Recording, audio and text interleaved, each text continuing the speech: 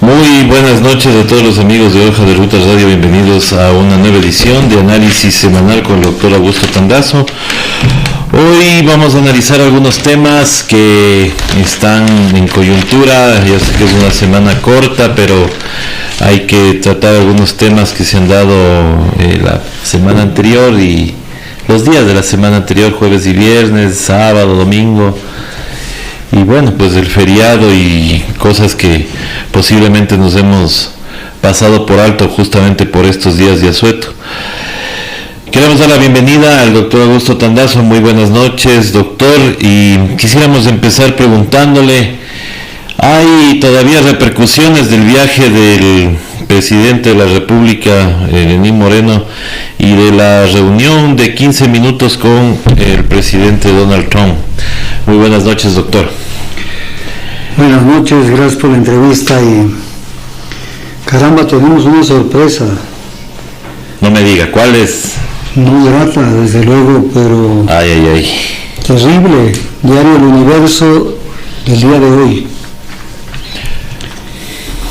Están pasando cosas sumamente graves en el país y las dejamos pasar y las dejan pasar la gente. Los que ya están de candidatos, es cosas ni las ven. Ni se las huelen, capaz. Claro, ni se las huelen, porque además creen que el recetario es no pelearse con nada que tenga que ver con los poderes internacionales en especial. Y no hablar de nada que sea sensible, que pueda despertar algún resquemor. Entonces de eso vamos a hablar después, pero esto es gravísimo lo que se acaba de dar en una entrevista a la señora Ivonne Bacchi, A la embajadora de Ecuador en Estados Unidos. Sí, esto es de esta fecha de hoy, Diario El Universo. Y voy a ser muy lento para poder leer esto y que la señora entienda. Le pregunta la periodista Gladys Rivadeneira, y le dice, ¿cómo se dio la visita oficial a Estados Unidos? La visita oficial del presidente Moreno. Bien. Y la señora Bacchi contesta y dice, se había preparado antes, por supuesto. O sea, se refiere cuando estaba de embajador el embajador Francisco Carrión Mena. O sea, desde esa época se estuvo preparando. Dice, se había preparado antes, por supuesto. Luego dice, despacito, había la invitación verbal de que inviten al presidente Moreno, pero la carta no llegaba todavía. Ya. O sea, de boca nomás decían, está por invitar. hay que invitarle. Según parece, dice, el presidente Trump quería que yo esté de embajadora. O sea, aquí manda el presidente Trump, claro, en Ecuador. Y cuando presenté mis cartas credenciales, él dijo que manden la carta. O sea, solo si es que la señora Bacchi era la embajadora, se enviaba la invitación. Solamente si era la embajadora. Ah, caramba. Lo repito. Por favor. Aquí no hay para dónde irse. Había la invitación verbal de que inviten al presidente Moreno, pero la carta no llegaba todavía. O sea, no se oficializaba la invitación. Si no está oficializada, no puede ir Moreno.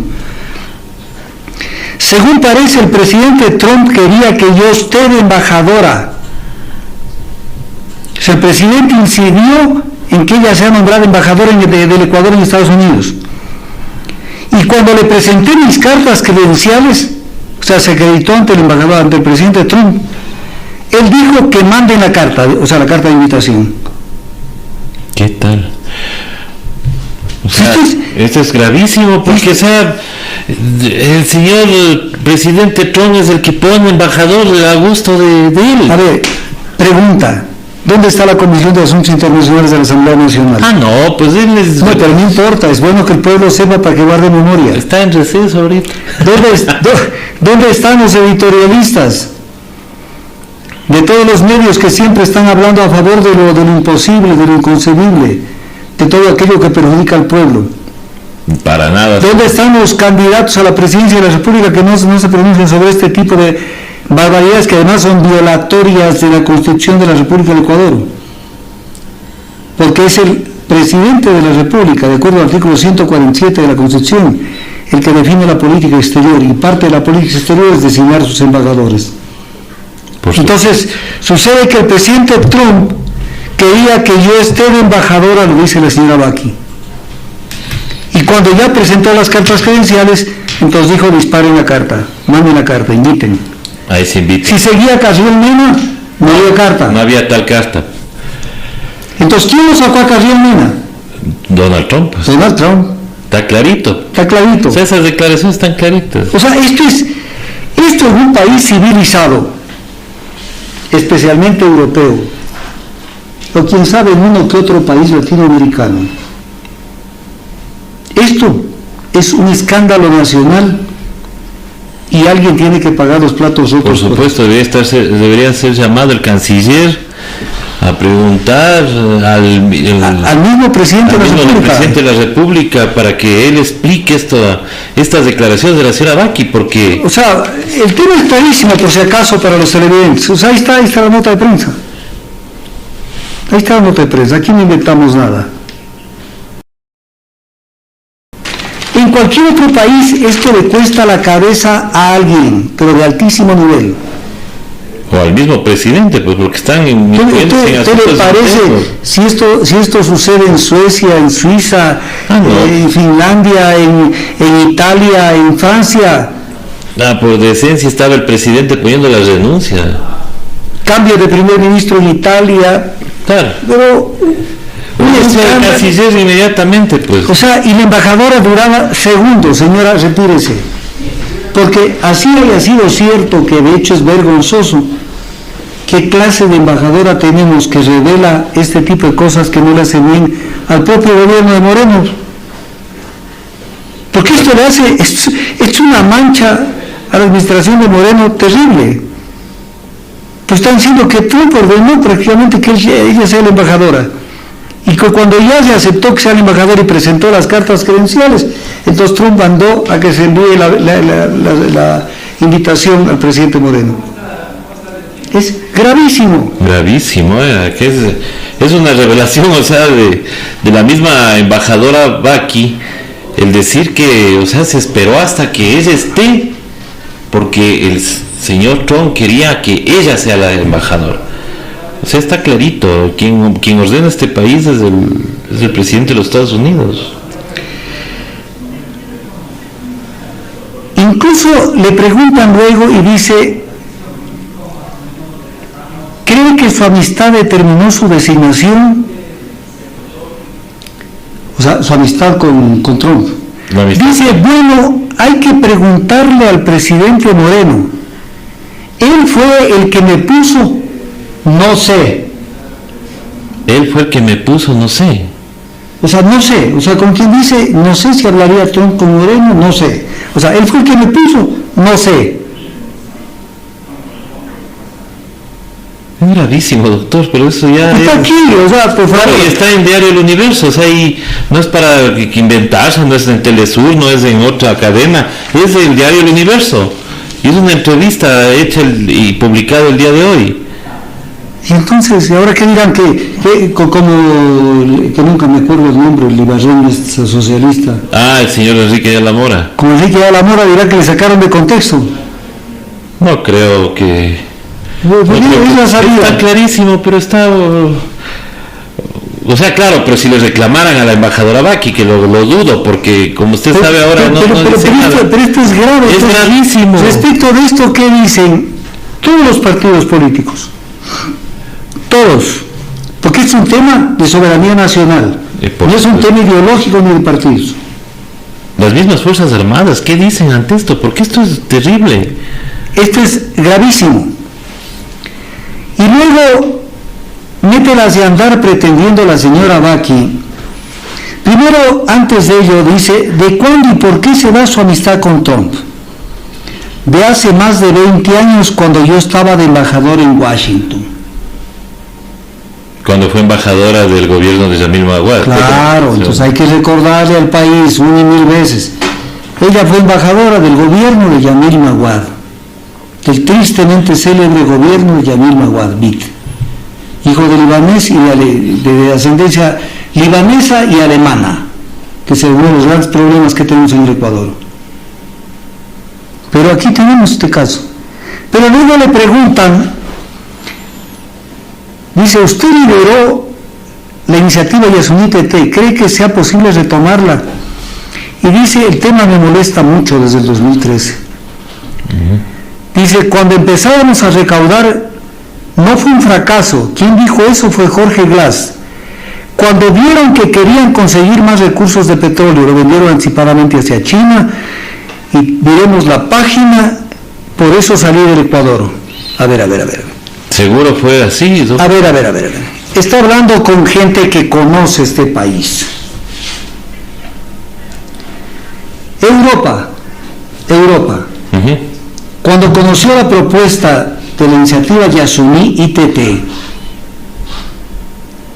mandó a hacer un análisis para ver si la iniciativa Yasuní ITT era viable dentro de lo que es la normativa del protocolo de Kioto, dentro del régimen europeo de derechos de emisión y dentro del régimen del mercado de desarrollo limpio, para ver si calza, si es canjeable en el mercado del carbono. ¿Ya? Sí, es como decir, si esa llave abre la cerradura del mercado del carbono para que puedan ser comercializados los 3.600 millones de dólares que querían obtener. ¿Cuánto obtuvieron? Incluyendo el periodo de la señora Baki, que fue un periodo largo. Donde ella viajaba, donde estaba haciendo reuniones. Dieron varias vueltas al mundo. Así 13 fue. Millones de dólares. De 3.600 millones de dólares. Eso fue un éxito. Pero fracasó porque Glass o alguien dijo que ya no siga esto. No, pues fue porque no alcanzó a recolectar. Pues. Yo le traigo una perla. A ver, doctor. Mi biblioteca y mi información es más... Eso no lo dudo, doctor. Más completa que la que tiene mucha gente en este país. Este es el análisis que hizo Europa. ¿Ya? Este es el análisis que hizo Europa. Le encargaron este análisis hacer a la GTZ alemana. ¿Ya? Y la GTZ alemana lo hizo conjuntamente con Silvestrum de Holanda, de la iniciativa Yasuní TT, de que dice que ha fracasado porque no sé qué estupidez. La señora no supo dónde estaba parada. ¿Qué dice el análisis que hace Europa sobre la iniciativa Yasuní TT? Lo concreto, pues no voy a poner a leer todo este informe, que está estudiado y señalado. Hoy por hoy, la iniciativa no calificaría, por tanto, bajo el protocolo de Kioto como proyecto tanto forestal como de existencia de combustibles. O sea, en otras palabras, archiven. Por supuesto. Y eso es el análisis que hace, en este caso, la Unión Europea. La GTZ alemana y Silvestrum a pedido de Europa. O sea, nada tiene que ver con lo que dice la señora, pues que ella es la justificación para acá, pues. Claro, es que ya vendieron el petróleo y yo ya estaba yendo a recaudar la plata y me sacaron. Eso no tenía futuro. No, simplemente fracasó y no tenía futuro. Es más, les dieron 6 años, desde junio del 2007 hasta el 15 de agosto del 2013, para que logren recaudar algo, y recaudaron 13 millones de 3.600 millones. ¿Habrá fracaso mayor y haberse gastado gran cantidad de dinero en viajar? Por supuesto que es fracaso. Entonces, es un fracaso de la señora, de la gestión de la señora. El cuerpo entero, ¿quién es Ivonne Baki? La pusieron a manejar la iniciativa Yasuní TT y no conocía de los informes que habían en Europa y no conocía de la normativa internacional del protocolo de Kioto. Eso aparte de lo que reseño respecto de su designación, que facilitó la invitación de Moreno, que debería sentirse halagado el señor Moreno por la señora Baki, porque no le invitaron por él. Claro, le invitaron por la señora Baki, por la amistad que tiene con el señor Donald Trump, ¿no? Por lo tanto, lo que dijo Donald Trump, que lo reseñó la semana pasada, refiriéndose a Lenín Moreno, y lo señaló con el índice y dijo, es un hombre de gran reputación, no es cierto, porque no le iba a invitar solamente porque era de gran reputación, sino porque ya le nombraron a la embajadora Baki. A la que ellos querían. A la que ellos querían. ¿Para qué? Ya sabremos para qué. ¿Y qué es lo que quiere hacer rápido? Porque dice que todo hay que hacerlo rápido. Sí, pero ahí, tomándome lo que vayan a decir los diplomáticos van a decir que por lo general siempre el gobierno de un país da el beneplácito a quien quiere, y eso no quiere decir que ellos impongan quién vaya a ser el embajador o la embajadora. Eso es lo que van a decir los diplomáticos, ¿no? Justificando esto. A ver, nosotros estamos aquí para abrir los ojos al pueblo, por supuesto, y para que no se dejen tomar del pelo. Una cosa es el beneplácito. ¿Qué es el beneplácito? El beneplácito no es examinar a la persona y decir, no, este me gusta, o esta me gusta. No, ver una persona que, por ejemplo, nadie nunca ha hecho declaraciones en contra de ese país, que tenga una mente en su pensamiento que no sea contrario a lo que mantiene más o menos en su órbita internacional de ese país, que sea una persona que no tenga un pasado judicial lamentable en un país, que haya sido detenido, que haya pasado de preso, que haya tenido algún problema con la justicia. Ese es el beneplácito. O sea, el beneplácito no es, oiga, yo pongo el embajador. No, eso no es el beneplácito. Pero además lo que dice aquí dice otra cosa. Dice, el presidente Trump quería que yo esté de embajadora. Eso no es el beneplácito. O sea, ahí está más claro, no puede ser. O sea, ahí dice, el que impuso y cuando presenté mis cartas credenciales, entonces él dijo que manden la carta de invitación para el viaje a Estados Unidos. Mientras tanto estaba archivadita. Era verbal nada más, lo vamos a invitar, pero ahí puede quedar algún rato. Y Francisco Carrión Mena no pudo conseguir esa invitación porque no se prestó a qué. Primero, ¿y a qué se va a prestar con esta nueva administración y con esta nueva política exterior? Que el mismo gobierno dijo, vamos a dar un giro a la política exterior con Estados Unidos. Declaraciones del señor Roldán a los medios de comunicación. Así es. Que dijo que nunca estábamos mejor con esta relación, ¿no? Claro. Y prefirieron un embajador de prestigio, un embajador de nivel, de altura, de esos pocos viejos, no por su edad, pero de esos que tienen una gran experiencia en materia de política exterior, a una persona que su gran experiencia ha sido organizar concursos de Miss Universo, que en la iniciativa Yasuní Tete nunca entendió qué era la iniciativa Yasuní Tete, y que sí fue embajadora de Maguad, lo cual debería ella más bien callarse y quedarse calladita, aunque de todas maneras se lo íbamos a recordar.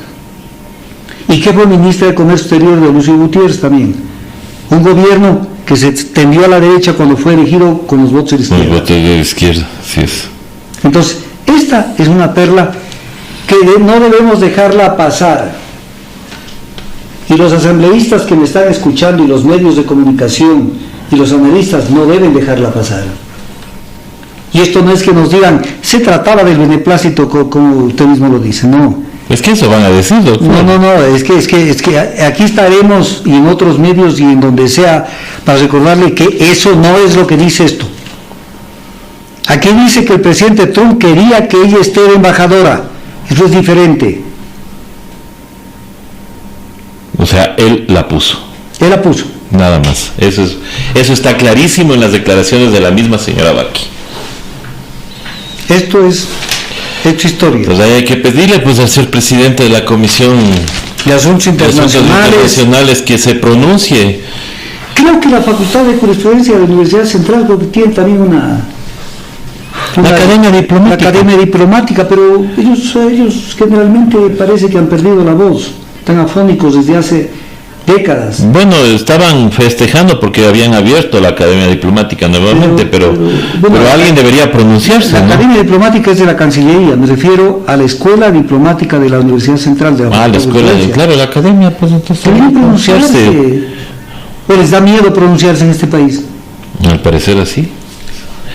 Ahora, siguiendo con este hilo conductor, este domingo en el diario El Comercio hubieron declaraciones del señor Iván Montaneda, ministro de Producción y Comercio Exterior de este gobierno de Moreno, donde se ve clarito la intencionalidad. El tema, amigos conciudadanos, es que hay que aprender a leer las noticias, aprender a entenderlas, para saber a dónde van. Dice, cuando habla de este acuerdo comercial que quieren firmar con Estados Unidos, y que hasta abril ya se tendrá un jefe negociador con Estados Unidos. Que es un TLC. Dice que no es un TLC, pero es un acuerdo comercial. Usted sabe que a la base de San Cristóbal no le han puesto el nombre base militar de San Cristóbal y según ellos ya no es base militar. Claro. Entonces firmarán un documento que no le pongan de nombre Tratado de Libre Comercio, TLC, pero será un Tratado de Libre Comercio. Sencillo. Pero ¿qué es lo que dice? Lo mismo. El Ecuador da garantías, dice, respecto de las inversiones que vendrán. Es un tratado comercial bilateral con exclusiones y situaciones convenientes para ambos países. Con exclusiones. Todo tratado tiene exclusiones. Y situaciones convenientes para ambos países. El Ecuador protegerá sus sectores sensibles, agrícolas y productivos de manera adecuada. ¿Cuáles son?, le pregunta la periodista Mónica Mendoza y Priscila Alvarado. Esto está en El Comercio del domingo. Dice, el sector agrícola, textilero, automotriz, metal mecánica. Entonces uno dice, a ver. Esto me da más claridad a lo que ya dijimos aquí en Hoja de Ruta, creo que la semana anterior. O sea, las cámaras quieren un acuerdo con Estados Unidos para que venga la inversión extranjera a apropiarse de los recursos del Estado, de los recursos públicos, de los recursos naturales, no renovables, de los sectores estratégicos, de los servicios públicos. Pero está diciendo, pero vamos a hacer exclusiones y protegerá a los sectores agrícola, textilero, automotriz y metal mecánico. O sea, eso, que no vengan a competir con ellos, es un coto de casa. Claro, entonces lo que quieren es solamente vaya allá y tome los bienes del Estado. Los bienes públicos y nada más, pero no nos metan a nosotros. Ese es el fin de todo esto. Ese es el kill. Claro, pero ellos lo están abriendo las puertas de los TDIs, doctor. No, pero es los tratados bilaterales de protección de inversiones, es otra cosa.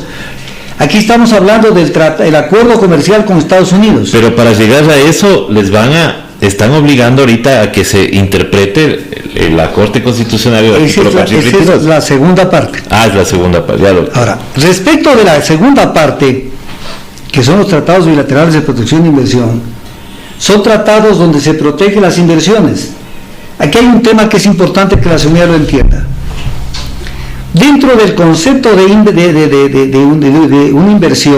una inversión, se introduce en estos tratados un concepto que es absolutamente arbitrario, en estos tratados, en todos los tratados, que es la famosa expropiación de inversiones, y que le llaman expropiación directa o indirecta.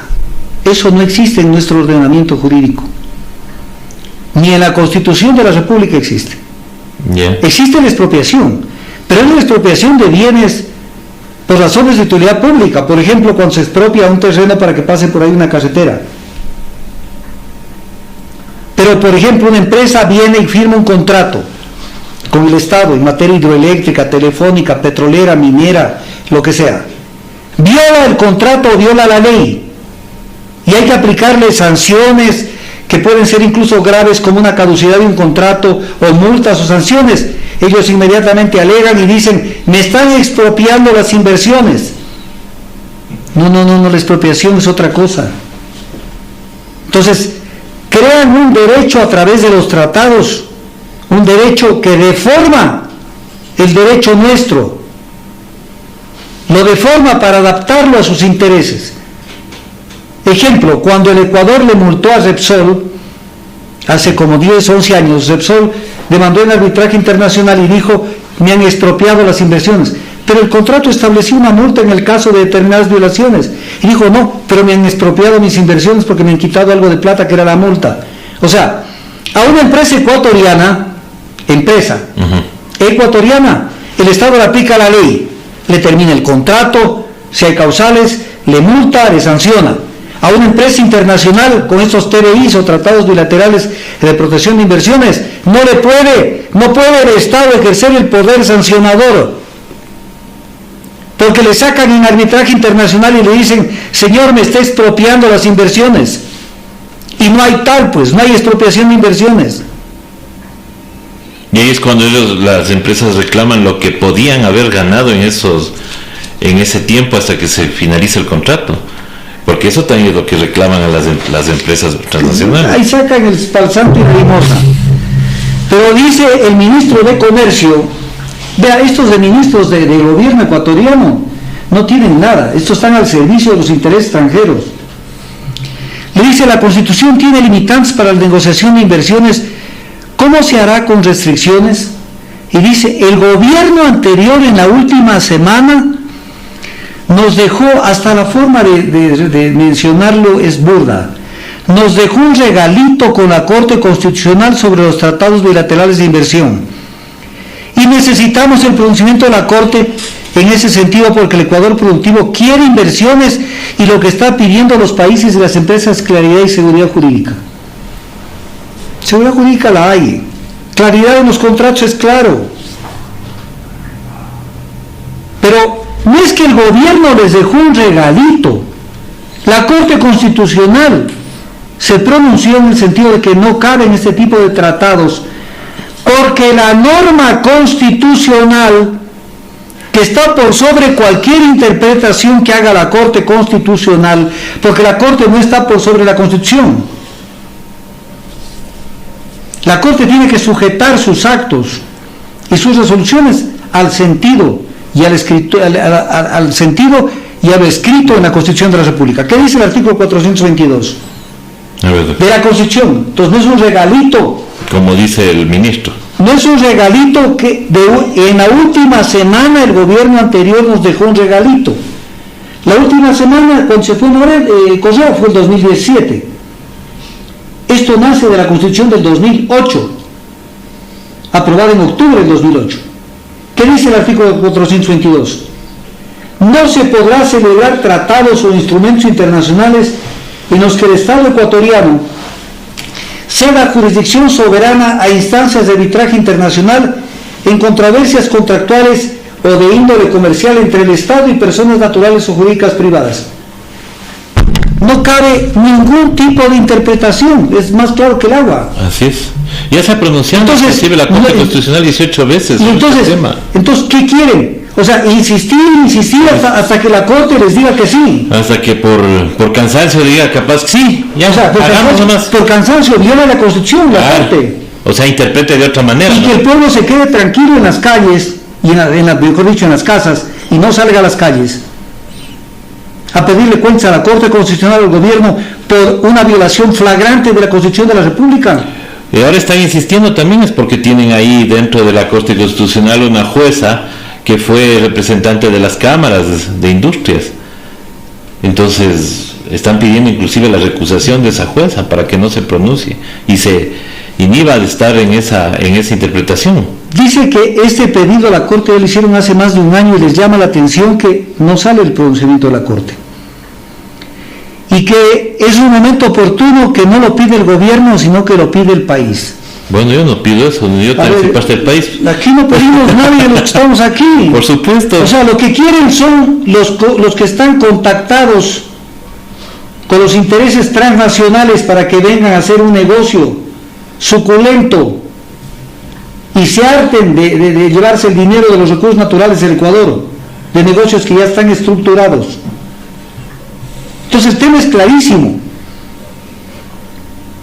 El tema es clarísimo, pero que no les topen sus intereses. Ah, claro, por supuesto. Ahí están las excepciones. Las excepciones. O sea, que vengan a llevarse el dinero de los bienes públicos, pero que no se me meta la inversión internacional al sector agrícola, textilero, automotriz y metal mecánico. Son cotos de casa de ellos. Pero doctor, ese concepto de inversión también es chistoso, ¿no? Porque ellos hablan de inversión, yo entiendo inversión es venir a hacer una fábrica, por ejemplo, que venga un banco extranjero, que venga una empresa petrolera, pero a explorar un campo. O sea, eso para mí hacer inversión de riesgo. Por eso. Esa es una inversión. Pero ¿qué dice respecto de las inversiones de la Constitución de la República? Doctor, por favor. Artículo 339. El Estado promoverá las inversiones nacionales y extranjeras y establecerá regulaciones específicas de acuerdo a sus tipos, otorgando prioridad a la inversión nacional. Otorgando prioridad a la inversión nacional. O sea, la inversión nacional está por sobre la inversión extranjera. ¿Por qué razón? Sencillo, ciudadanos. Porque si invierte un extranjero, una empresa extranjera, las utilidades se van para afuera. Si invierte una empresa ecuatoriana, las utilidades se queda acá. Se queda acá. Eso se llama, en economía se llama ahorro interno, sin el cual no podemos salir del subdesarrollo. Y luego dice la misma Constitución en el mismo artículo: la inversión extranjera directa será complementaria a la nacionalidad, a la nacional. O sea, la principal es la inversión nacional. Y acá, venga la inversión extranjera, déjennos unos centavos por los bienes públicos, no se metan donde nosotros, solamente vean cómo se llevan los recursos del Estado. Pero las exclusiones, sector agrícola, textilero, automotriz, metal mecánico. ¿Cuándo es allí donde debe venir la inversión extranjera? Monten una siderúrgica, por supuesto, una fábrica de focos ahorradores. ¿Qué nomás no pueden montar? Y entonces, cuando uno ve, como veíamos por ejemplo en el caso del ministro de Finanzas, Richard Martínez, antes de ser ministro de Finanzas, fue presidente del Comité Empresarial Ecuatoriano, y presidente de la Federación de Cámaras. O sea, una persona absolutamente comprometida con la derecha de este país. Vemos el currículum del ministro Iván Montanera, que está aquí en el mismo periódico, ahí está publicado. ¿Sí? Dice que fue presidente del directorio de la Federación Ecuatoriana de Exportadores anteriormente. Y estuvo al frente de la Asociación Nacional de Exportadores e Industriales de Cacao del Ecuador. Que venga la inversión nacional y extranjera también al cacao. Por supuesto, pues. ¿Por qué no puede venir inversión extranjera al cacao? Una de riesgo también, pues.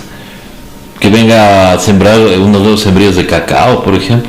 Textiles. Una fábrica de chocolates, por ejemplo. Claro, que no les topen. No, pues ahí sí no. O sea, tienen que venir a ver cómo se meten con los bienes del Estado. Doctor, y hablando de justamente de la derecha, aunque yo no sé si habrá que hablar de la derecha ahora, porque ahora hay unos conceptos, doctor, candidatos que conocíamos nosotros históricamente como representantes de la derecha, hoy asoman inventándose otro tipo de ideología, como es el caso del ex alcalde Nebot, que ahora dice que ya no es de derecha. A ver, esto es un manejo mediático, es un manejo de campaña electoral. O sea, para eso hay asesores, para eso hay empresas especializadas. Entonces le dicen, verás, vos estás más quemado que un pucho de cigarrillo apagado. Han estado votando durante estos 3 años de la mano con el gobierno neoliberal de Lenín Moreno. Y así quieran decir que han estado en oposición y entonces, todo. Entonces, claro, a última hora quieren ponerse una careta diferente. Y entonces, ¿cuál es el recetario? Después de largos estudios que deben haber hecho. ¿Sabes qué? Metan un cuento al país, por no decir una palabra grosera que usted me está entendiendo. Y díganle que ya no hay ideologías en el mundo, o en el Ecuador, que no es ni de izquierda ni de derecha, que su ideología es la ideología de la prosperidad. La ideología de la prosperidad. Sí, aquí está. La ideología de la prosperidad. O está en lo que yo llamo la ideología de la prosperidad. No creo que la solución de ningún país esté en las ideologías ni en los partidos. Está en lo que yo llamo la ideología de la prosperidad. Entonces, claro, ya con eso, pueblo ecuatoriano, quédate tranquilo, no ha pasado nada, ni vos no ha estado apoyando todas las diabluras que hicieron con Trujillo para tomarse las cortes, para tomarse los órganos de control, para facilitar el endeudamiento, de lo cual no dijeron absolutamente nada durante estos 3 años, para hacer que el Estado siga de deudor del IES y siga de deudor del ISFA.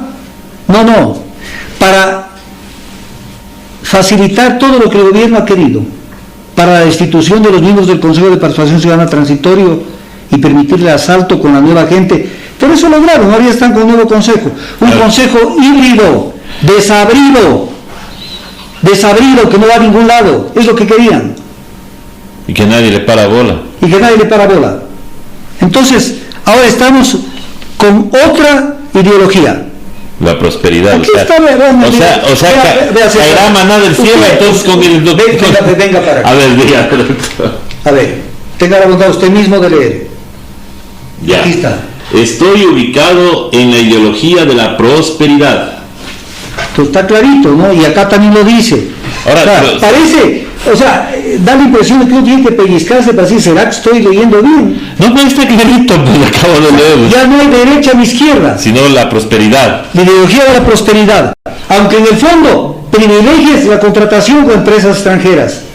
Y vamos a ver qué es lo que defiende. Por ejemplo, cuando le hacen el 22 de noviembre del 2019, le hacen una entrevista a Nebot, antes de que esté de candidato. Dice que en el Ecuador se tiene que crear las condiciones de confianza, de seguridad jurídica, no de discurso, sino de realidad para la inversión nacional extranjera que se convierta en un hecho. ¿Cuál inversión es la que le está buscando? La inversión de afuera, pues. Uh-huh. ¿Y cuándo se destapa? Cuando dice, porque acá también lo dice, y el pueblo se puede confundir. Aquí lo dice. Entre lo que él receta, dice, no vender las empresas del Estado, sino administrarlas bien. Lo dice Nebot. Uh-huh. No vender las empresas del Estado, sino administrarlas bien. Entonces alguien que le dice, correcto. Está bien. Pero no está diciendo quién las va a administrar bien. Pero acá sí lo dijo quién. Cuando dice, yo no soy partidario de vender las empresas bandera del Estado en el campo petrolero, en el campo de la telefonía, en el campo de la electricidad. No venta. Pero sí soy partidario de que se las concesione para que sean administradas de manera que el país, en vez de gastar y contratar empleados, reciba dinero sin el gasto laboral y para que los ciudadanos tengan servicios de buena calidad a buen precio. Ah, caray. A ver. Entonces, lo que dice acá lo aclara antes, el 22 de noviembre. Entonces, claro, no se pueden vender las empresas. Por la Constitución lo prohíbe. Pero concesiona, pues. Y se llevan todos los socios y la infraestructura y los derechos. Negocio listo. Solamente para que entre el dinero para las empresas transnacionales. Pero dice, soy partidario de que se las concesione para que sean administradas de manera que el país, en vez de gastar y contratar empleados, escuchen esto despacito, César. La empresa concesionaria no va a tener empleados. No, pues él iba a tener, pero no le va a costar al Estado, según el pero ¿a dónde? ¿A quién le va a costar? A la empresa que invierta, pues. No, al Estado. Al Estado mismo. Al Estado, porque dentro de lo que va a cobrar la empresa concesionaria y de lo que va a lucrar la empresa concesionaria está los gastos laborales. Pues. Y hay un tema adicional que va a estar por sobre lo que el Estado hace, las utilidades. El Estado va a tener una masa laboral, igual que una empresa extranjera, con la diferencia que la empresa extranjera tiene afán de lucro y tendrá utilidades, y encarecerá los costos ¿de qué? De los servicios públicos, ¿de qué? De telefonía, de refinación, de electricidad. Entonces, miren cómo lo ensartan al Ecuador, cómo le mienten.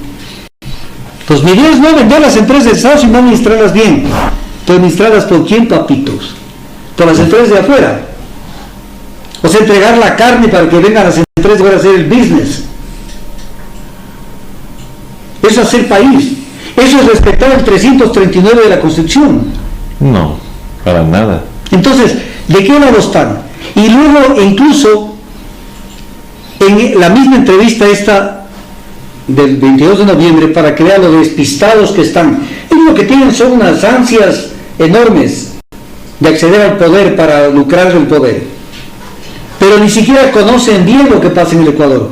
En esta entrevista dijo, luego la producción petrolera por la ineficacia de Petroecuador Mire usted el estado lamentable en que se encuentra la producción de petróleo. Estado lamentable. A ver, ineficiencia de Petroecuador. Petroecuador no produce un solo barril de Petroecuador, de producción petrolera. Petroecuador no tiene esa competencia, la tiene Petroamazonas, no le han contado al señor Nebot. Segundo, la caída de la producción petrolera se debe a las políticas neoliberales de las cuales ellos forman parte, de que el Ministerio de Finanzas no le da recursos a propósito a Petroamazonas para que levante la producción. Cuando a Petroamazonas dándole $1, Petroamazonas saca $3. Es el costo de producción más bajo que tienen las empresas petroleras, incluyendo las extranjeras en el Ecuador. Pero prefieren pagarles el doble de lo que le pagan a Petroamazonas a una empresa extranjera, que no importa, porque ahí se sienten felices y realizados con que la plata se lleven la gente afuera. Es lo que llamaba alguna vez Jorge Salvador Lara, padre de Íñigo Salvador, no entiendo por dónde, y decía: es un país de cipangos y cipayos. Cuando se trató el caso Graux, yo todavía tengo ese editorial, por si acaso. La gente que se muere por ver cómo se facilita lo mejor para que se lleven desde afuera. Entonces de pronto apareció un Nebot con una ideología que esto es novedosísimo. Esto es tan novedoso como la doctrina Lenin Moreno, que ya creo que la están subiendo como doctrina jurídica en criminología, el acoso dividido entre feos y guapos. Cuando es de un guapo eso no se denuncia, cuando es de un feo hay que denunciar. Hay que denunciar. Por feo. Esto es nuevo. Ya no hay ideologías de izquierda ni de derecha, es la ideología de la prosperidad. Bueno, pero César, y no se les vino abajo la estantería en estos días de estas lluvias en Guayaquil. No, pues eso justo lo iba a comentar, pues. Ahí está, pues, la administración buena que dice que él tiene. Y justo en este momento nos dice también un oyente que está cayendo una tempestad y que siguen, dice, ya da ganas de sacar el jet ski, dice, para ir en Guayaquil. No hay lugar donde no esté inundado. Las bahías absolutamente inundadas, los barrios marginales inundados en Guayaquil, la gran obra. Y una propaganda pegajosa que hoy usted prende cualquier medio de comunicación, prende el fútbol, por ejemplo, ¿sí? Prende los programas deportivos donde pasan los partidos de fútbol. Y está la propaganda del municipio de Guayaquil. ¿Cuánto han gastado en propaganda? ¿Cuánto gastaba Nebot? Claro, él ha gastado bastantísimo, pero ¿y el tema del alcantarillado en Guayaquil? Pero aquí viene otro concepto de Nebot. Dice: el Estado y la empresa privada son indispensables. Y estoy de acuerdo. Estamos de acuerdo, claro. Pero luego dice: pero en un equilibrio en el que el uno no perjudique al otro. Un ratito. El Estado y la empresa privada son necesarios. Pero el Estado está acá. Y la empresa privada abajo. Y la empresa privada está acá. Porque la empresa privada en todo Estado tiene que ser regulada. Lo es en Estados Unidos, lo es en Europa, lo es en el Oriente, en Japón, en Corea del Sur. Eso se llama poder de modalización del Estado, poder de regulación, sanción y control. Entonces no es que están en un equilibrio. El Estado está para proteger a la ciudadanía y no permitir que se coman ese tipo de sector, del sector empresarial privado, que creen que para lo único que es bueno el pueblo es para consumir a los precios que les da la gana. Entonces, aquí no hay tal equilibrio entre la empresa privada y el Estado. Señor Nebot, te está mal. Aquí no hay equilibrio. No hay que perseguir innecesariamente a la empresa privada. Pero el Estado no está a la misma altura que la empresa privada. Por ejemplo, en el Ecuador no se regulan las tasas bancarias. Aquí lo hemos dicho varias veces. Entonces los bancos tienen la libertad de fijar las tasas como les venga en gana. Ahí el Estado desaparece. El Estado, en esto que se llama, en política, que esto vino desde Rousseau cuando se hablaba del contrato social, el Estado está allí justamente para hacer que los poderosos no apliquen su peso específico en contra de la economía popular en contra del bienestar de la ciudadanía. Para eso está el Estado, para regular las relaciones de producción. Pero lo que nos va a decir, aquí debe haber un equilibrio, que el uno no perjudique al otro. Y además siempre reclaman seguridad, cuando la verdadera inseguridad la han creado. ¿Quiénes han creado la verdadera inseguridad? Los que han creado la verdadera inseguridad son los que han violado las normas. Por ejemplo, cuando el Occidental violó el contrato suscrito con el Ecuador y violó la ley de hidrocarburos, reclamaban todos ellos, los socialcristianos y todo el combo de la derecha, seguridad jurídica. ¿Qué seguridad jurídica? Impunidad. Hay un principio jurídico que dice: a toda infracción corresponde determinada sanción. Si la infracción fue traspasar derecho o obligación sin autorización del ministro del ramo, la sanción era caducidad del contrato, y querían que no se caduque, porque se estaba violentando la seguridad jurídica. ¿Qué era la seguridad jurídica? Que no se aplique la ley ni el contrato. Pero para la empresa privada. Entonces siempre están de ese lado, siempre están buscando ver cómo se manejan de esa manera. Ahora, permítame, dígame, tratar un tema que me llamó la atención y que hay una caricatura por allí. Sí, eso le iba a preguntar justo hay una caricatura del diario La Hora que habla sobre la justicia, que dice que le pregunta al doctor Mera que sobre qué quiere hablar, y dice que sobre la madurez de Febres Cordero y los caprichos de Correa. ¿De qué se trata? De las declaraciones del doctor Alexis Mera. Entonces leamos las declaraciones del doctor, las declaraciones sobre el abogado Alexis Mera. En el mismo diario La Hora de este miércoles 26 de febrero se publica un artículo que se llama Perfilamiento criminológico en caso Hornos. Y cuando se trata del caso Alexis Mera, la persona que cubre este reportaje, que es una persona de siglas FLC, no entiendo por qué no le ponen los nombres, dice: Mera dijo, la perito fue enfático antes de eso, dice: la perito mencionó que Mera, sin que ella se lo preguntara, le comentó que si le pusieran a elegir entre Rafael Correa o Febres Cordero, él se inclinaría por este último porque era un político maduro, a diferencia del primero, a quien calificó como caprichoso. A eso se refiere la caricatura. Entonces uno dice, ¿qué pasó? O sea, ya no está con quién estuvo él de la mano durante todos los 10 años en el gobierno. Y luego incluso dice que cuando él no estaba de acuerdo con algún tema en un tema de legalidad, dice: Correa buscaba otro abogado que lo hiciera. O sea, ¿en qué condición lo deja el expresidente Correa, Alexis Mera? Ya metió las de andar antes y durante la administración del presidente Correa, estando en funciones, cuando se inventó el caso del famoso perjuicio al ISFA en la venta de terrenos del Ministerio del Ambiente, de la compra de terrenos del Ministerio del Ambiente al ISFA, para el tema del Parque Samanes, donde no hubo ningún tipo de irregularidad, y se inventó. Debe haber tenido alguna bronca con Marcela Guiñaga. No debe haber tenido, porque eso se está develando en estas declaraciones también. Posiblemente también tenía alguna bronca con el expresidente, porque por eso dice. Ahora, doctor, él o sea, hace una declaración, dice que cuando estaba reñido con la legalidad buscaba otro abogado. O sea, que él trata de decir que se buscaba algún abogado que haga alguna ilegalidad. Es terrible esas declaraciones. Claro, o sea, es terrible. Ahora, pero esas declaraciones son del aperito de lo que dijo Alexis Mera o de lo que declaró Alexis Mera. Es la perito la que cuenta. Ella cuenta. Ella cuenta, pero viene el tema.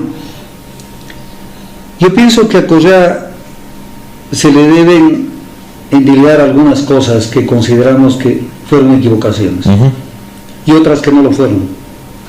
O sea, no hay por qué ponerle más carga de la que tiene, ni menos carga de la que tiene. Pero una de las cosas donde sí creo que se equivocó Correa fue en el escogitamiento de su personal. Si Si alguna falencia tuvo el presidente Correa en su administración, fue en el sector jurídico, que justo era el que manejaba Alexis Mera. Y en haberlo capturado, sacado de un núcleo al que él se pertenecía, que era el Febres Corderismo, que ahora lo vemos cómo se maneja. Esos eran parte de los errores, como cuando lo eligió a Gustavo Yalc, que llevó al gobierno, y a otras personas más, que no tenían nada que ver con una posición nacionalista. Nada que ver con una posición nacionalista. Y que fueron a aparecer dentro de ese gobierno. Entonces, para una muestra, un botón. Para una muestra basta un botón. Pero no sé si me permite, César, que haga un comentario. Hay un artículo que lo publica Paco Moncayo. Paco Moncayo, sí, el candidato que... El ex candidato alcalde de Quito, presidente de la República también. Presidente de la República. Y dice por qué colapsó la URSS en un artículo editorial que le han permitido que escriba en el diario La Hora, 21 de febrero del 2020. Y se mete a hablar del arroz verde. Pero está hablando de por qué colapsó la URSS, dice. Sí. ¿Y qué tiene que ver el arroz verde? Es que como quiere decir que más o menos el colapso de la Unión Soviética fue por temas de corrupción, y más o menos hace un símil con el Ecuador. Y entonces habla de que la descripción trágica de lo que ha sucedido en el Ecuador, en donde la dirigencia le roba al pueblo recursos indispensables para su supervivencia, como los casos comprobados de corrupción, patrocinados por Odebrecht y las más altas jerarquías, no dignidades, porque este es un adjetivo para gente superior, y habla del arroz verde, de lo que se publica en el portal Mil Hojas, y dice que los escándalos están al orden del día. Entonces, yo cuando leo esto digo, estamos ante una monja de la caridad. Pero yo le quisiera pedir a la ciudadanía o a alguna persona cercana al señor Moncayo que le pregunte por qué es que se incumplió con el decreto que le autorizó el presidente Gustavo Noboa respecto al tema aeroportuario.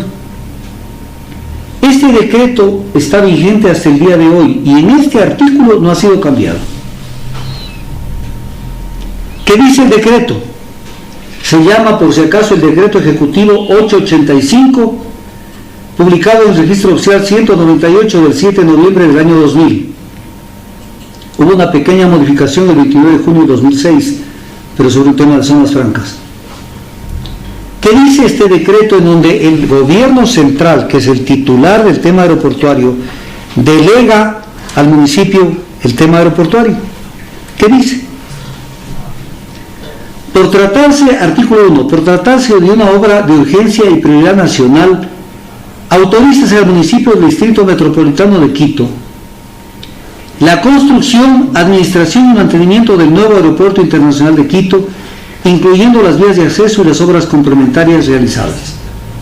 Primera autorización. Esto vino a ser lo que es el aeropuerto de Tababela, Así es.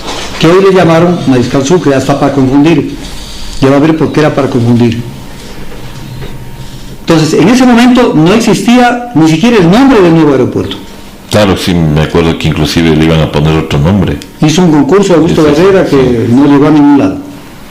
Entonces, a esta fecha, ¿sí? 7 de noviembre del 2000, el presidente Gustavo Noboa Bejarano le dice que le entrega en delegación al municipio de Quito la administración, mejoramiento y mantenimiento del aeropuerto, la construcción, administración y mantenimiento del nuevo aeropuerto internacional de Quito. Pero luego dice, así como la administración, porque ya no había necesidad de construir, mejoramiento, se había que mejorar algunas cosas, y mantenimiento del aeropuerto internacional Mariscal Sucre, que era el que existía. Entonces pregunta el millón, ¿por qué lo cerraron al Mariscal Sucre? Si violaron el decreto de autorización. ¿Por qué lo violaron? Y mandaron inmediatamente, o casi con la premura del caso, a meter retroexcavadoras, y se acabó el aeropuerto cuando ya lo tuvieron construido al nuevo, para que no se les ocurra volverlo a utilizar. ¿Cuál es el efecto económico que traía eso en el nuevo aeropuerto? Si Quito tenía 2 aeropuertos, el uno se lo hubiera utilizado para vuelos locales, y la gente que viene de provincias no hubiera tenido que venir desde tan lejos, esa era una masa enorme de servidores, de usuarios de ese aeropuerto, del aeropuerto Mariscal Sucre. Pero el momento que lo cerraron y incumpliendo el decreto de la delegación, entonces le mandaron a todos los usuarios a Tababela. Y entonces incrementó el cobro de tasas aeroportuarias. Pero doctor, ahí en ese decreto, me hace que dar en cuenta usted que ahí le están dando la potestad para construir y mantener el aeropuerto Mariscal Sucre. No. El nuevo aeropuerto es construcción, administración y mantenimiento. Construcción, administración y mantenimiento. El Mariscal Sucre es administración, mejoramiento y mantenimiento del Aeropuerto Internacional Mariscal Sucre. Pero esa potestad le dan al municipio de Quito. Claro, al municipio, autoriza al municipio del Distrito Metropolitano de Quito. Pero eso no hizo el municipio, pues eso hizo la empresa Quipor, que vino a meterse en el aeropuerto desde el primer día que... Pero es que el municipio de Quito lo que creó es una empresa sociedad anónima, la Corpag, ¿sí? Para que la empresa sociedad anónima se haga cargo de todo el proceso de concesionamiento, de delegación, como quiera llamárselo. Y al ser sociedad anónima, ¿cuál fue el gran objetivo? Porque esto es profundo lo que voy a decir. Si una obra la contrata una empresa pública, tiene que someterse a la ley de contratación pública. Pero si la contrata una empresa, aunque sea del Estado, pero es sociedad anónima, se sujeta a las normas del derecho societario y no rige en esa contratación la ley de contratación pública. Entonces crearon una empresa sociedad anónima para eludir la ley de contratación pública, utilizar el famoso Swiss Challenge, un sistema lo menos transparente en contratación, porque no hubo prácticamente un concurso allí. ¿Y quién nos habla de acabar con la corrupción, que nos da vergüenza la corrupción? Utilizaron el Swiss Challenge, crearon una empresa sociedad anónima, y encima lo rompieron al aeropuerto Mariscal Sucre. O sea, recapitulando, el gobierno titular del derecho le otorga 2 autorizaciones al municipio de Quito, no una, 2. La una, que construya, administre y mantenga el nuevo aeropuerto, y la otra, que administre, mejore y dé mantenimiento al aeropuerto internacional Mariscal Sucre que había en ese entonces. Y esto no ha sido derogado. Y sigue el decreto. Sigue el decreto vigente. Mientras tanto, se acabó el aeropuerto de Quito, y el doble de usuarios incrementaron el cobro de tarifas aeroportuarias en el nuevo aeropuerto de Quito. Y ahora se está haciendo la ampliación inclusive de la zona internacional. Pero no solo eso, sino que, ¿por qué era necesario tener el viejo? Por dar facilidad a la gente de provincia. Claro que inventaron que la inseguridad, que no sé qué y cuántas cosas más. Porque todo esto, tras un negocio todo se inventa. Pero no solo eso, sino que en el caso, nosotros en Quito estamos rodeados de volcanes. Y en el momento que hubiera, por ejemplo, una erupción del Cotopaxi, nos quedamos sin aeropuerto de La Tacunga y de Quito, el de Tababela. Y el Mariscal Sucre ya está destruido. Cuando debemos, hasta por razones de seguridad, tener los 2 aeropuertos. Aunque sea por si acaso. No, lo necesitábamos, estaba operativo. Por eso digo, tener prevención, pues. Pero es que estaba operativo. ¿Por qué destruir una infraestructura? ¿Acaso en Buenos Aires no mantienen el aeropuerto, Aeroparque, igual que lo tienen a Ezeiza? Aeroparque se mueve la gente entre provincias a Buenos Aires. Claro, el Tucumán de Panamá también es el nuevo y tienen todavía el antiguo. Tiene el antiguo, pero acá no, pues. no cumplieron con lo que les autorizaron y miraron para otro lado. Pero Entonces, ahora escriben editoriales de que la corrupción campea. ¿y qué pasó? ¿Cómo manejaron el tema del aeropuerto? Claro, el tema del aeropuerto desde un principio fue un tema para la controversia, porque yo recuerdo que cuando llegó esta empresa aquí, por los arriendos del aeropuerto se elevaron el triple. Era porque querían de ahí sacar algún dinero, me imagino, para la construcción del nuevo. Porque la empresa Kipol, no sé cuánto es la inversión que ha puesto hasta ahora, ¿no? Esa es otra cosa que todavía no se conoce bien. Por eso es que todo el mundo, incluyendo él, nos indica que miremos a Odebrecht. Claro. O sea, todo el mundo quiere que miremos solamente una empresa, pero que no miremos lo que hicieron otras empresas. O sea, eso es una forma muy sui generis de mirar la política, la justicia, los análisis. Por ejemplo, miremos la campaña electoral del 2013, no miremos lo que pasó en la del 2017. Claro. O sea, miremos lo que pasa con Odebrecht, no miremos lo que pasó con Andrade Gutiérrez o con Techín, por ejemplo. No, eso no miren. O con Recorsa. O con Recorsa. Entonces, ahí está pues el desvío de que nos tienen a nosotros tratando otros temas y tenemos este tipo de editoriales, ¿no? No, y la gente que no termina de entender, voy a poner un ejemplo como una perlita antes de despedirnos. Dígame, doctor.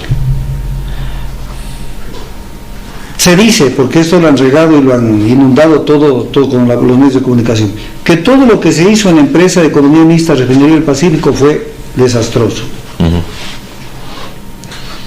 ¿Y quién fue el asesor jurídico contratado entre el 2010 y el 2012 en la empresa de economía mixta Refinería del Pacífico? ¿Quién trabajó y fungió con varios contratos? Aquí los tengo. ¿Quién, doctor? El doctor Íñigo Salvador, actual Procurador General del Estado. ¿Sí? ¿Es para reírse o no? Claro que es para reírse, doctor, pero él también no era de Goldie Parsons. Pero le estoy poniendo un ejemplo. ¿Quiere ver los contratos? Claro. ¿Quiere ver los contratos? Ahí están. Por favor, doctor. Porque no, aquí no hablamos. A ver, miren. Por ejemplo, contrato complementario, antecedentes, el 14 de mayo de 2010 se suscribió el contrato de asesoría legal entre la Refinería del Pacífico y Ley Alfaro, Compañía de Economía Mixta y el doctor Íñigo Salvador Crespo para el asesoramiento legal, El 20 de agosto suscribió un adendum, el 27 de septiembre del 2010 y así, y esto fue hasta el 2012. ¿No eran ellos parte de la contratación anterior? ¿Y qué pasa? No dicen nada. ¿Qué pasa?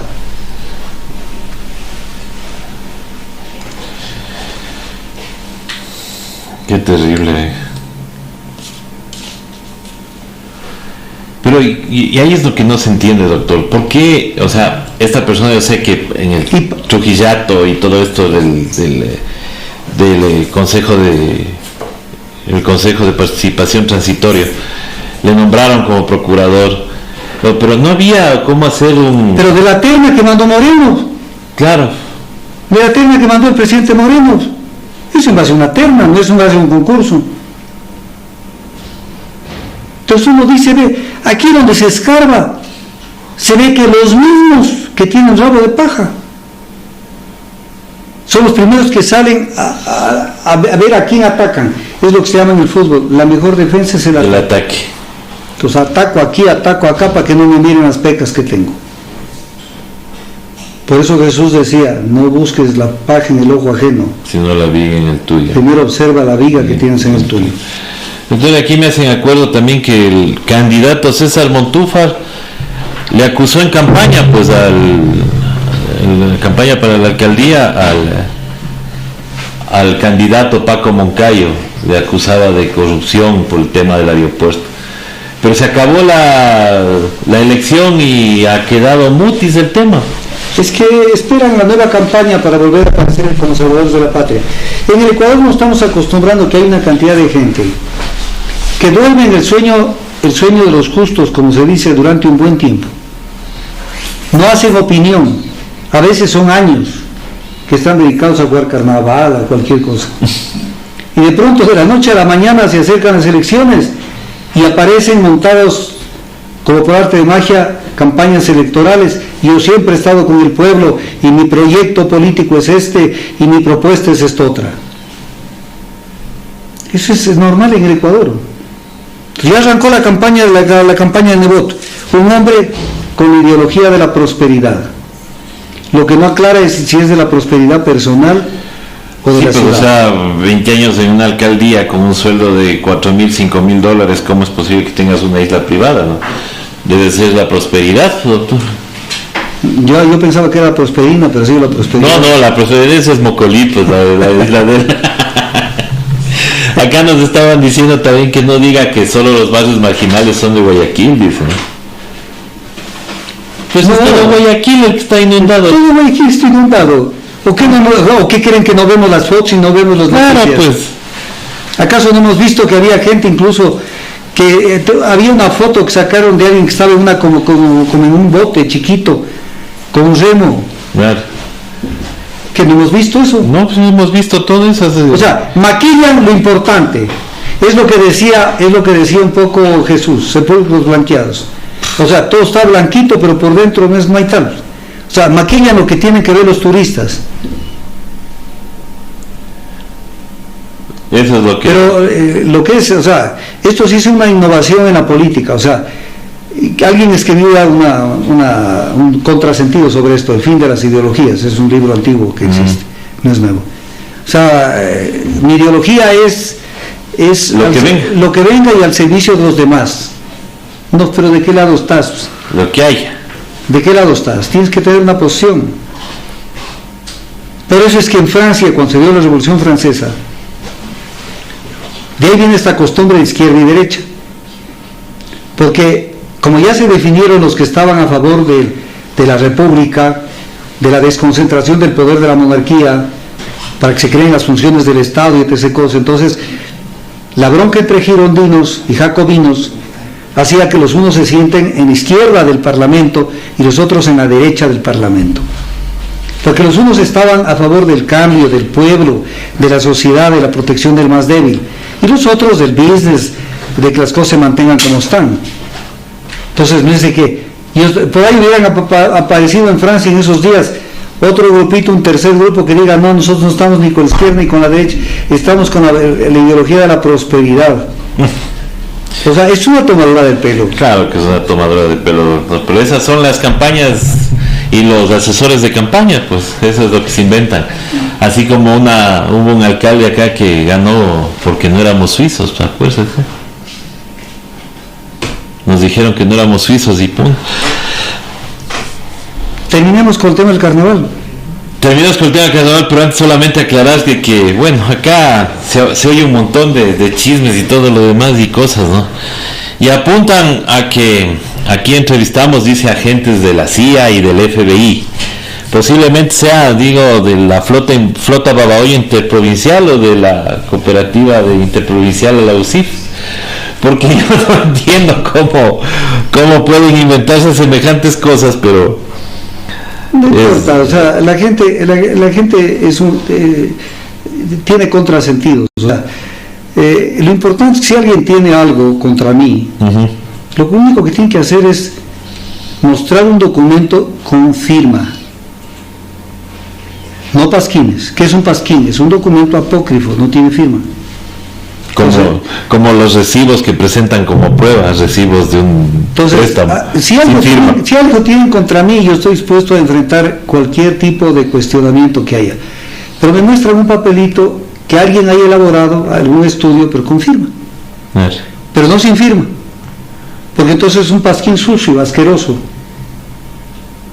Por eso se decía antes, ahora puede aplicarse esto a los pasquines, la pared y la muralla son el papel del canalla. Entonces, un pasquín, que es un documento, un papel sin firma, mal redactado, que por ahí lo sacaron como hace algún tiempo, porque yo me oponía al caso Drug, al caso Drug, que duerme el sueño de los justos. Entonces vieron cómo hacerme daño, pero a mí tienen que juzgarme por mis obras. Y entre las cosas que tengo aquí como una especie de condecoración invisible es la lucha que tuve contra la empresa más grande de los Estados Unidos en el Ecuador, que fue el Occidental, la empresa del hermano del presidente de los Estados Unidos en funciones, la empresa de Jeb Bush, hermano de George Bush, y que lideré esa lucha, no fui uno más, y logré la caducidad del contrato con el Occidental. Si eso consideran que es servir a los intereses extranjeros, entonces el que escribió eso es un estúpido. Doctor. Pero no importa, o sea, en la medida en que eso aparezca quiere decir que están preocupados. Está bien que se preocupen. Claro, están preocupados, eso es lo... Bueno, doctor, ¿de dónde nace el carnaval? A ver, solamente pocas palabritas, porque eso es meterse en camisa de 11 varas, es una cosa enorme. Pero en concreto, ya haciendo, como decía Cantinflas, la suma de la resta, o sea, ya la pastillita final. Resumidito. El ser humano siempre ha buscado un momento y ha contado con la alcahuetería del poder de turno, poder religioso o poder civil, para distraerse, para cualquier tipo de licenciamientos y decir, por lo menos unos pocos días déjenos hacer lo que nos da la gana. Por eso pongo como ejemplo, simbólicamente en Río de Janeiro, que es algo muy moderno Río de Janeiro, el día que se inicia el carnaval le entregan el bastón de mando al rey Momo, que es un poco decirle, ya no manda aquí ni el alcalde de Río de Janeiro ni ninguna autoridad. O sea, ya no hay autoridades. Claro que está la policía, por si acaso, un desmadre, pero ese es el simbolismo. ¿Qué eran los carnavales? Era una época en el año que se le permitía a la gente hacer lo que le venga en gana. Voy a decir algo que suena durísimo, pero es la verdad. Aún todavía se conserva en Brasil la costumbre de que el sábado de carnaval, muy de mañana, desaparecen la gente de la casa, incluyendo el padre y la madre, y se vuelven a asomar el miércoles y nadie les pregunta qué pasó, sábado, domingo, lunes y martes, porque es más o menos vacación. Viva la farra. Viva la putifarra. ¿Sí? Entonces, esto nace de las fiestas de Dionisio y de Baco, que eran los famosos bacanales, que de alguna manera copian o están en sintonía con las fiestas en honor a Baal, dios cananeo. Dios cananeo que se los refería con todas las costumbres inmorales o malas. Baal. Y vea esa palabrita como suena bonito, carnaval. ¿Sí? Y en un poco vean, hagan lo que les venga en gana. Y incluso ahí viene el origen del disfraz. Disfrácense, pónganse un disfraz, para que no sepan que están con fulana de tal o con fulano de tal. Sucede que tuve relaciones con un payaso. O tuve relaciones con una brujita. Ella no quería que vean su identidad, no se va a sacar el antifaz. Pero inmediatamente después de terminado el carnaval, que es el martes, inicio del miércoles, entonces comienza la cuarentena, que para disimular le ponen el nombre cuaresma, pero que es lo mismo. Cuaresma, cuarentena, 40 días, que se cuentan hasta el domingo de Ramos. Cualquiera puede sacar y cuenta, desde el domingo de Ramos hacia atrás, son 40 días, que comienza el miércoles de ceniza. La iglesia cumple con poner la ceniza después de haber mirado para otro lado todo lo que pasó. Y se inventa esto de polvo eres y en polvo te convertiréis, no sé qué, pero tiene que aguantar porque si no se le va toda la clientela. No se puede poner a pelear. Pero ¿por qué la cuarentena y por qué la cuaresma? Porque son 40 días difíciles. ¿Por qué son difíciles? Porque en esos 40 días es importante ver si no ha quedado ninguna huella en alguna enfermedad venérea que se la contrajo durante todo este desmadre, estos 4 días, y se tenga que eso reproducirlo en la casa, en el hogar o en cualquier otra parte. Entonces vino la abstinencia, que fundamentalmente era abstinencia sexual. y una cantidad de cositas que adornaron el tema. Ay, por eso viene el tema de no comer carne. No comas carne, es un poco de disimula y hazte loco, castígate no comiendo carne, no ayuna, o sea, no desayunes, porque desayunes, ayuno, o sea, no ayunes, quiere decir que dejes sin efecto, no ayunes, ayuna, mejor dicho, golpéate, ponte ceniza en la cabeza. Y el tema del agua, qué mejor oportunidad para abrazar a la muchacha que no la puede abrazar nadie durante todo el año, pero que si estamos en carnaval no puede decir que no, y parte de la abrazada va a la pileta, y en la pileta hay la marcada después y todo, y se logra una especie de equiparamiento social, equiparamiento de todo tipo, y se facilitan las cosas, porque generalmente después de las buenas mojadas vienen los traguitos. Y después de los traguitos, yo ya no me acuerdo qué pasó. Entonces, eso es el carnaval. Pero hoy comenzamos el día miércoles ceniza, que es el inicio de la hipocresía. O sea, después de lo que pasó, y esto se lo ve en los carnavales, porque los carnavales no son inventados en América, son inventados en Oriente y son inventados en Europa. Incluso en Egipto hay huellas, por eso dije no quiero meterlo porque es muy largo. Pero en el fondo es, date vacaciones, haz lo que te venga la gana, de la moral, y haz lo que quieras. Eso. Recuerde usted una foto que publicó la prensa cuando el presidente Cardoso era presidente de Brasil. Ah, sí, pues. Y estaba al lado de él una chica. Y la foto les tomaron de abajo y se veía en la foto que ella estaba sin prendas interiores. ¿En qué momento perdió su prenda interior? Nadie sabe. Ni ella lo sabrá. Entonces todo el mundo, pero además tradiciones que no son nuestras. Ya en este año se facilitó aquí en Quito un desfile imitando el carnaval de Venecia e imitando el carnaval de Brasil, o sea, limitación por limitación. Pasarán los años cuando vengan los nietos, los bisnietos, los tataranietos, y de pronto alguien dirá, esto siempre ha habido. Claro. Desde las épocas de Jorge Yunda, que trajo nos dice que le hagamos acuerdo, que qué opina del disfraz de don Yacu Pérez. Eso es sin comentarios, porque ahora es hasta un delito, es un tema de, no se puede hablar de los gustos que tienen las personas para vestirse de hombres las mujeres, o para vestirse de mujeres los hombres.